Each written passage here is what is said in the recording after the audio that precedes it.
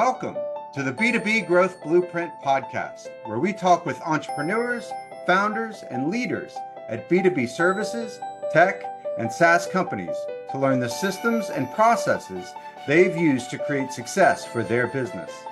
We'll also learn from marketing and sales experts to provide insights to help you grow your business. I'm your host, Mark Osborne, and the podcast is brought to you by Modern Revenue Strategies and their 10x ROI B2B growth guarantee. Schedule a free diagnostic call to learn the fastest path to double your B2B revenues in just 90 days. Hello, and welcome to another episode of the B2B Growth Blueprint podcast. I am your host, Mark Osborne, and today I'm very excited to welcome our guest. And I'm going to read his bio to make sure I get it right. Anand Lalwani is the CEO and founder of Cardinal Robotics.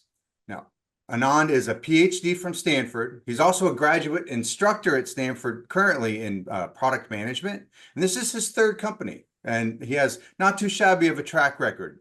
His first company he sold to Target. You've probably heard of them. His second he sold to Samsung. You might have heard of them as well. And he's really passionate about what he's doing there at Cardinal Robotics. And that's helping frontline workforce become robot operators. He has a really interesting sort of passion for how this makes society better, while at the same time creating a really successful company. So Anand, thanks so much for joining us today. Thank you, Mark. It's a pleasure to be here. So I'm really excited to talk to you, and some of the things we were chatting about and prepping for this.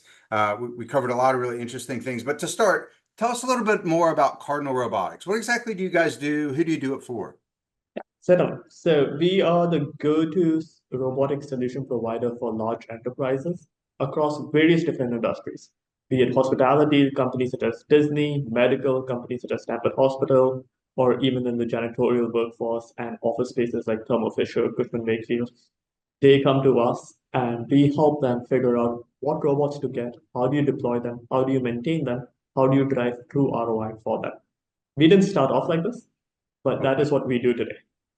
So it's a very futuristic kind of idea of bringing, Robot Rosie into the workforce.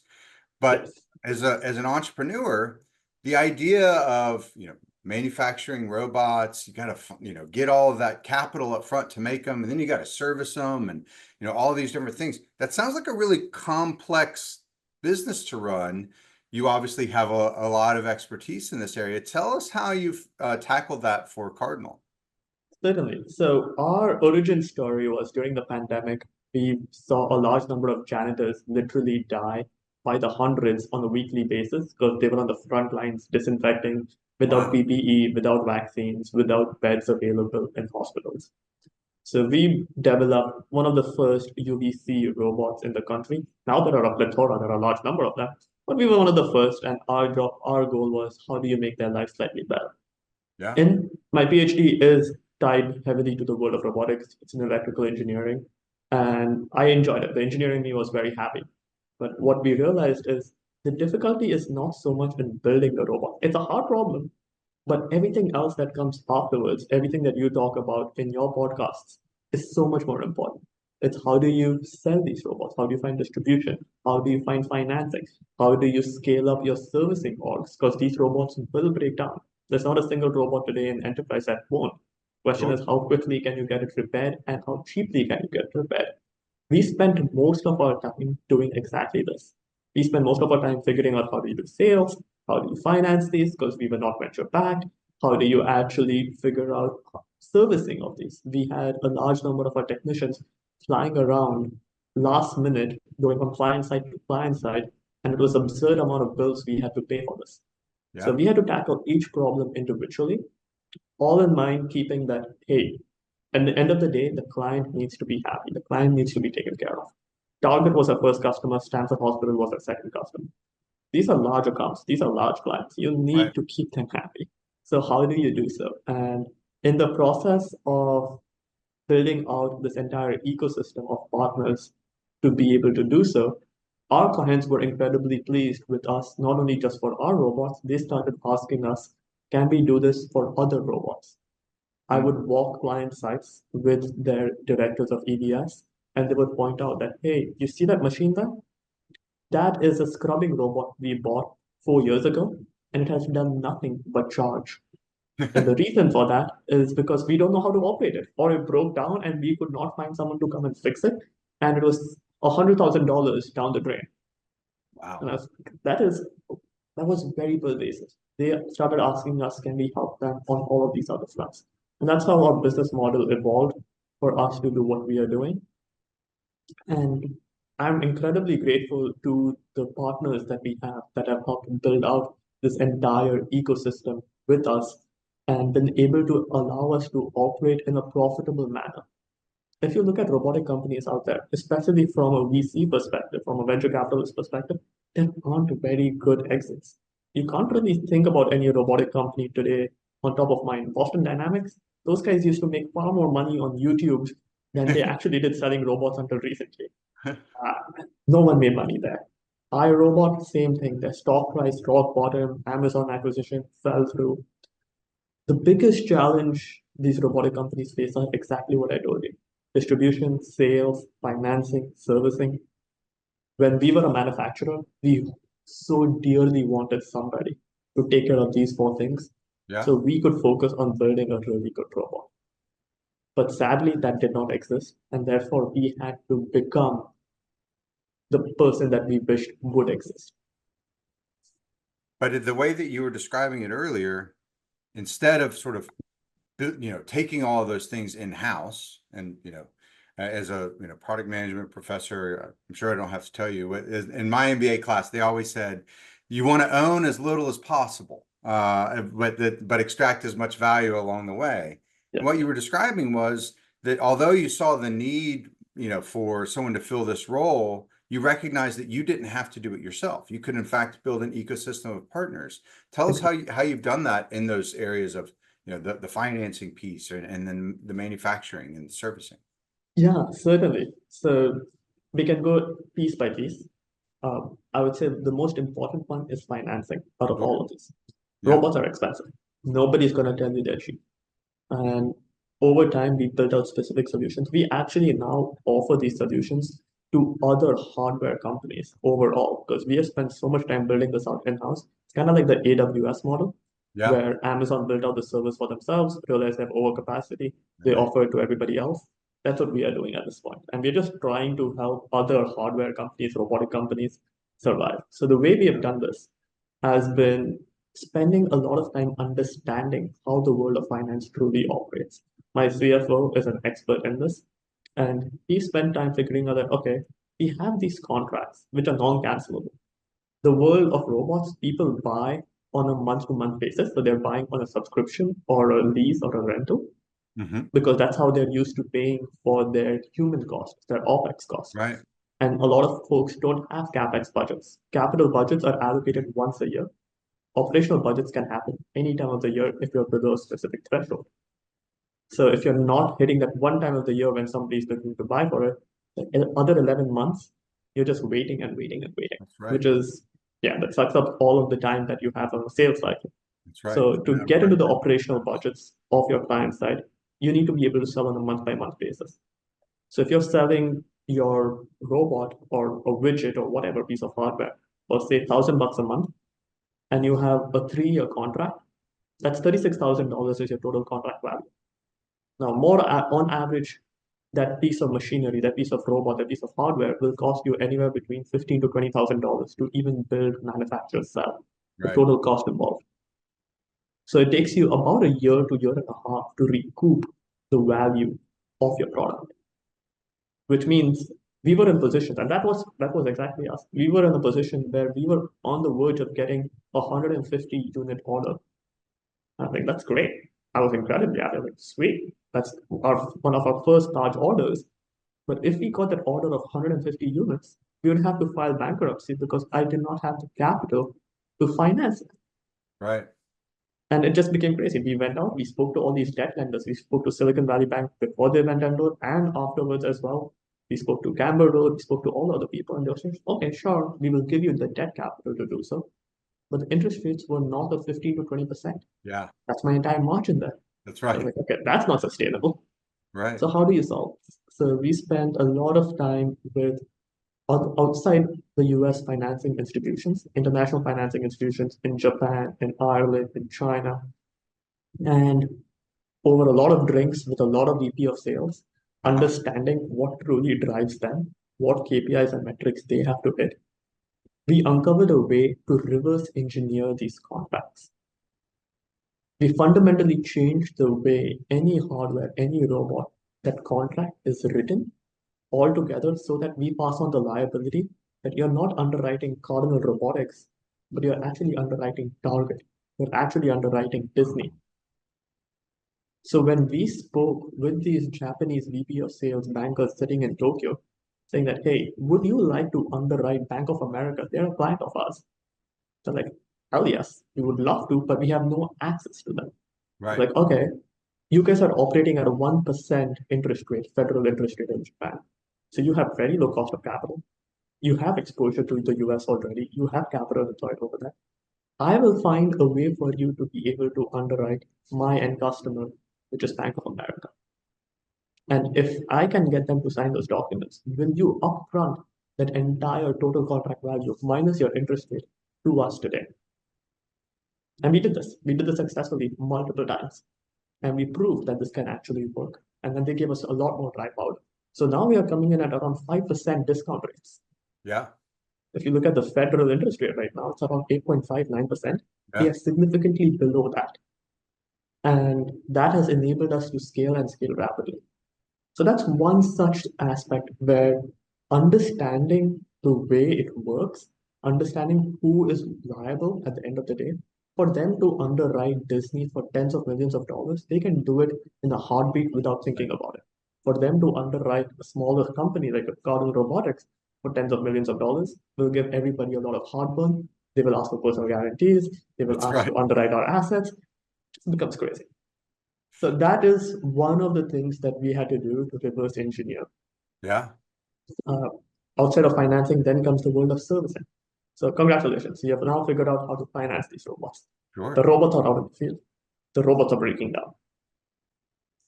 Every time the robot breaks down, the client calls you, the client is upset, you understand, you appreciate, but now you need to fix it. And for us, we sell nationwide in the entire contiguous United States. We're in almost every single state at this point. So how do you fix this and fix this at scale? So we have been able to partner and set up partnerships with multiple companies where we have gotten access to 2,600 technicians in over 160 cities. So we have a technician literally few miles from every single client of ours. Not on our payroll. That's They're all right. 1099s, but they're all certified. They're all insured. They're all trained. They all have the right tools. And they can show up on site and do 80 to 90% of all of the fixing that's required for that particular machine. If the machine is broken down within an hour, within 2 hours, they can fix whatever the basic aspects required and they show up the same day. It's amazing. And I no longer have to fly technicians out. I no longer have Right. to pay for hotels. I no longer have to pay for the Ubers or the car rentals. And Right. last minute flights, if you have ever booked, they are Yeah. incredibly expensive. That's right. But at the same time, being able to have these entire group of technicians, most of them were mechanics, most of them have worked on cars, most of them worked on other systems, but showing them that, hey, the future is going to be robotic. Let me train you, let me certify you on how you can go. If you could take care of that Mustang, you can go take care of my robot, no problems. Right. I just need to make sure you understand how it works. You have the right parts, you have the right SOP, and you have the ability to do a video call with my servicing team. That's amazing. Well, and one of the things that is so clear from your approach and that we preach about, so often is that it's all, clearly built on systems. That it's not, well, we're going to figure it out as we go with, sort of paying for all of these technicians. Instead, you built a system for how do we create an ecosystem that scales, where we find qualified individuals, upskill them to where they can, sort of fill this and tapping into an existing ecosystem through partnerships rather than trying to build it from scratch, which is so much more expensive. And also, not only is it expensive and so it eats into your runway, but it takes time. which then, is a blocker and makes it harder for you to build your moat and build your wall and sort of your presence in the marketplace, which is super, super clever. So, my mindset, I typically am working in sort of the sales and marketing and the revenue systems. So I'm super curious, like, how have you done this, for, growing those contracts? And obviously there's not a million people in the world that are, making robots for companies, but there are more than a few. So how did you, sort of create the traction and get the scale when it came to, sort of getting into some of these larger accounts and approaching the sort of go-to-market strategy? No, definitely. So again, it depends on which stage of the company you ask me. So when we initially started out, a lot of it was based on personal relationships I had from my previous companies. Yep, And that's typically where everybody starts off. that's right. Who do you know? They trust you more than they trust your product. Your company didn't exist a month ago, so they're only trusting you because they actually know you as a person. And that's how you got started off. And that's where Target and Stanford Hospital were fantastic first set of clients. And then you build on top of that track record, on top of that reputation. But as you go into industries, as you get mature, you need to learn to segment. You need to know that not every industry operates the same way. The same way a small hotel customer buys is not the same way a janitorial customer buys, and it's definitely not the same way a hospital system buys. That's right. So understanding who your ICPs are, understanding what pressure points they have, and understanding the go-to-market strategy for each segment became very important. And we are still figuring out the playbooks. We are still in a nascent market. The Mhm. robotics market is not half as mature as, say, SaaS or janitorial distribution. Sure. So we don't have existing playbooks to rely on. And a lot of it is, hey, we are honestly just figuring it out as we go. But that being said, yeah, learning from the best. In the three markets that we are dominant, we are in the BSC world, that's the janitorial world. Uh-huh. Then it comes to the world of medical hospital systems, and then it comes to the world of hospitality. So your hotels, casinos, your resorts, etc. And then the robots we sell and upsell and cross-sell are all in the world of vacuuming, scrubbing, food delivery, disinfecting, material handling, getting into food automation soon. And our core mandate as a company, and this is something I tell every single employee of ours, tell this to every single client of ours, is that we are going to have a total of 100 customers. And that's it. That's it. Only We 100. are, we are not interested more than that. The 100 a month to the 10,000 customer, that's somebody else could take care of. But the 100 biggest logos that we can capture, we want to be able to get, because again, we are in a new market. Yeah. We want to provide value and immense value to the point where we can then charge $10 million per year per customer Yeah. and make sure that we are providing at least 5 to 10x more value per customer per year to justify. And if I'm charging $10 million per year per client and I have 100 clients, we're making $1 billion in revenue. That's right. Pretty sizable. And we're very happy with it. So Sure. that is the goal, that is the mandate. That also allows us to then be very laser focused as to who do we go after, who do Yeah. we want as the customers, and we tell our customers that, hey, you're going to be one of 100. You're going to have my personal cell phone number. You're going to have the CEO's cell phone number. Anything goes wrong, yes, you'll have an account executive whose throat you can strangle. You can call me up at 2 a.m. and I will pick up your call. I will be there and I will make sure you are taken care of. And you can't do that. That's the reason we want 100 customers. That's I right. will not be able to sustainably do that if I have 10,000 clients. And that's fine. There are other people who are really good at being able to do so. So segmentation became important. Understanding the go-to-market in each became important. So when it comes to the world of janitorial, we have some of the largest janitorial companies, their C-suites are advisory board members of ours. And more importantly, what we typically do is we help them win contracts. So Yeah. there is one incredibly large publicly traded janitorial company. We help them win a nationwide $60 million per year contract with their end customer in 140 locations. And we were a large part of that using our robots. So That's right. when you help this Building senior that director, partnership, building that ecosystem. Yeah. building that ecosystem, adding value outside of just selling your product.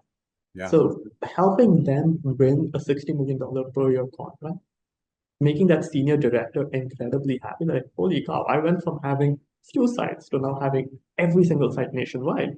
Right. And then that allows you to grow with them in every single site nationwide. So that became very important. In the world of medical hospital sales, my goodness, those are the most painful I have ever had to go through.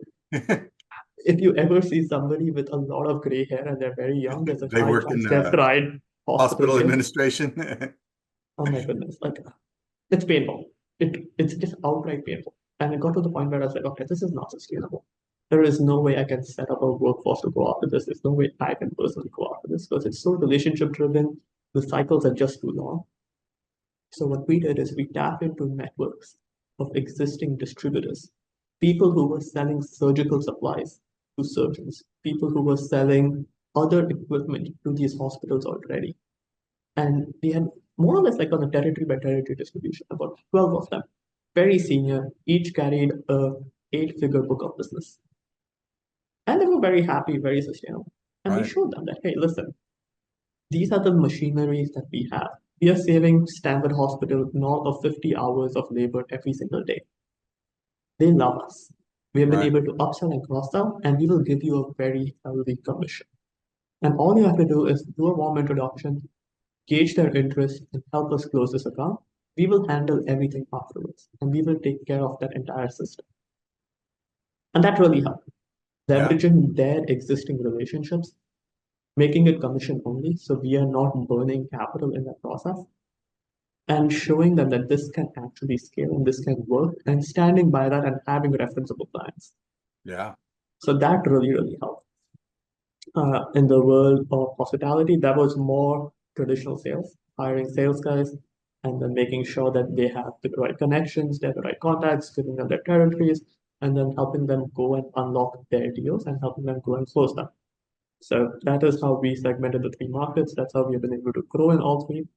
Um, I love whenever clients talk to each other and they are like cooperative but competitive, and there's Sure. a lot of FOMO that you can build off of.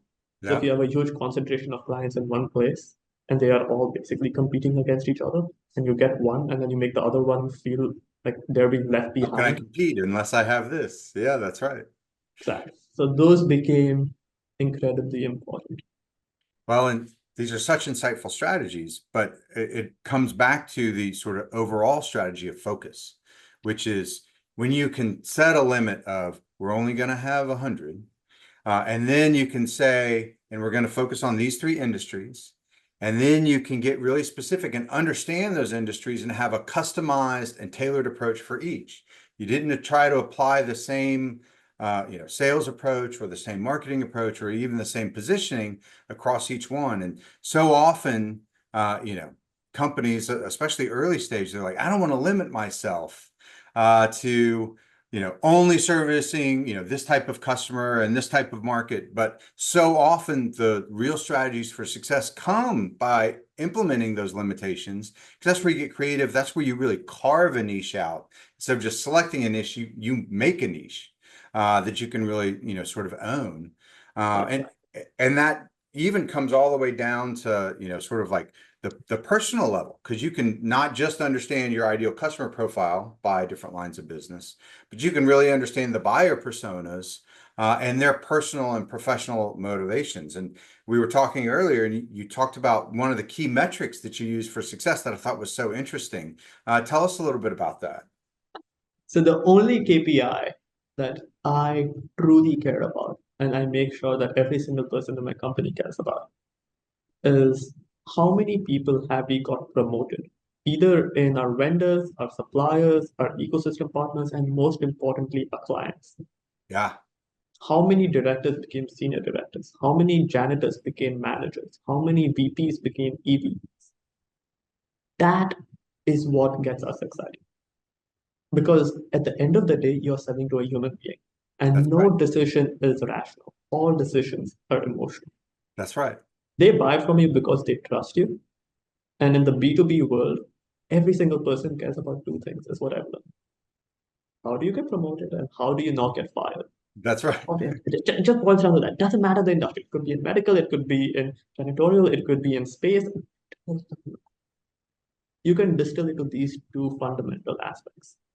And the way you understand that is by you take them out for drinks, you finish a bottle, two bottles of wine, and build that relationship, build the rapport, build the trust. And we have outrightly asked so many of our clients that, hey, what are your KPIs? What are your metrics? Even the Yeah. procurement guys, Yeah. the people who often people hate are the procurement folks, they love us because we go in and we're like, okay, these are the numbers you're currently needing to hit. Let me help you hit those numbers.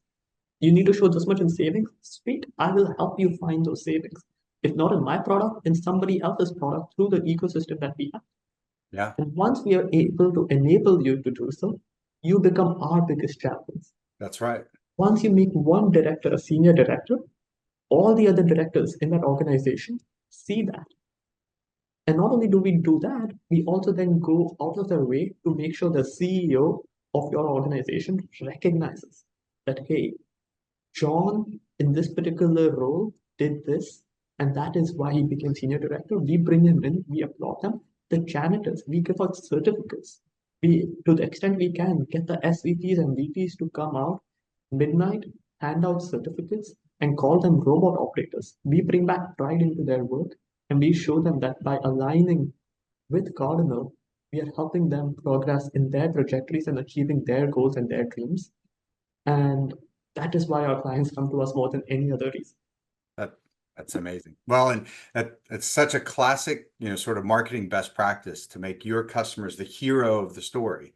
Instead of you being the hero, really you're the Obi-Wan to their Luke Skywalker. You're enabling them to become the hero that they want to be, which is so powerful. So this is all such great stuff. What's something that's on the horizon for Cardinal Robotics that you're really excited about? Well, our biggest thing is we spent an absurd amount of time building these ecosystems that allowed us to scale.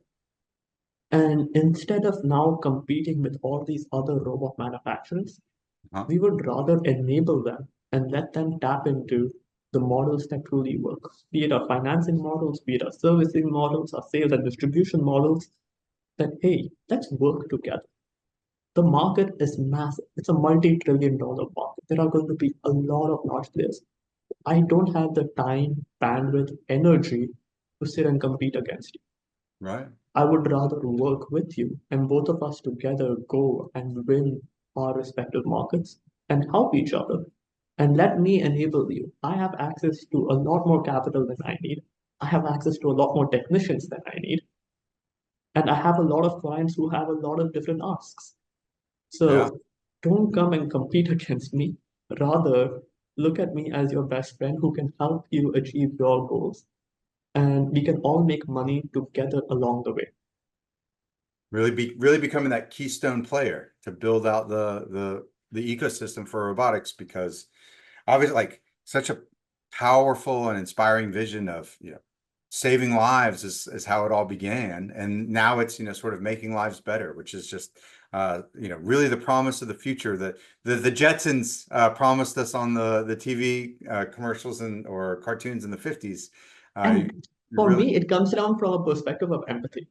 Like, yeah, honestly, I have been a founder who ran a robotics company where we were manufacturing. yeah, I know how hard it is.